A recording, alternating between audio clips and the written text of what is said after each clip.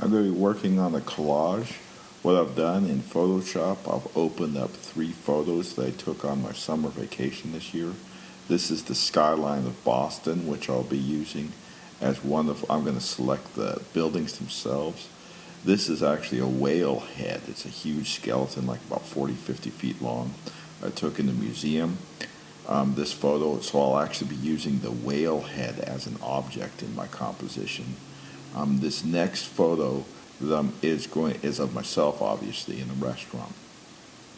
So what I'm going to do is I'm going to go to the taskbar to the left, and the 6th item down is the lasso tool.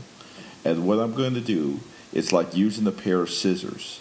Each little point that I put on the picture is going to create a line like a scissor cutting there. And so what you're going to see in a few successive images is all around the silhouette, you can see that little red check. That's where I clicked with my lasso tool to continue this around the silhouette, just like using a pair of scissors. You can see I've got like another 4 clicks on there. I'm going to continue around all the way around the image until I've completely cut out the silhouette. You see I've added some more on. It's a little tedious, but what happens is you get a really nice cutout of individual objects within the photograph.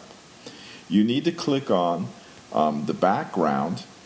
You'll see that in the lower right of your screen there. You double click on that and you'll get a second background, or you'll get a second layer on there. And from there you could cut this out in the upper menu to the right in the pull down menus. That's what I've done. I've cut out the silhouette of myself and I've placed it in a new Photoshop page, which I labeled Collage Number 1. This is going to be my self-portrait. And I've dragged the cutout into the composition I created in Photoshop, the 8.5 by 11 inch composition. You'll see the page come up and it'll ask you the attributes. I asked for a white background because I'm going to use my imagery against that. Now I went to my skyline and I pulled that over. You can see I removed the blue sky from that. I don't like the initial placement in this because there's the horizontal line, and the horizontal line doesn't really work in my composition because the horizontal line on the figure is along the bottom, and then I have a very organic silhouette across the top of it. So I'm going to flip that upside down by going into Image in the upper taskbar and seeing the pull down menu. I'm going to flip layer vertically, so that's what I did. And you could see I created this real interesting negative space, this white space that creates this jagged edge, almost like these icicles down on top of my head. I've got this big open space to the left and a narrower space to the right. So I'm now going to insert my third object, that whale head.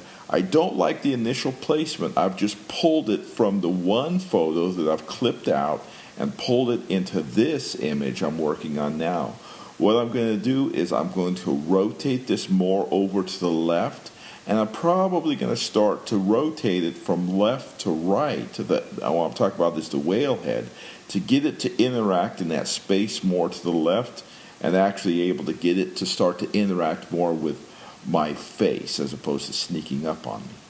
Now the angle works really good in that it's carrying the angle from the silhouette of the sky, the buildings there, but the placement again is a little bit wrong. It's also a little bit too large.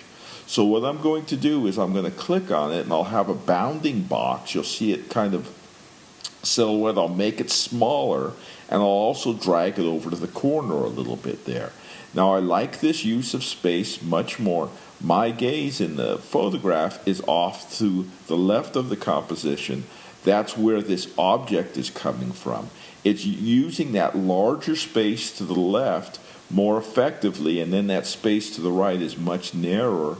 So I kind of balance my composition. I believe I've made a really interesting use of the negative space. All the broken jagged edges are within the spaces, and my my straight lines are against the borders. So I like the use of this space.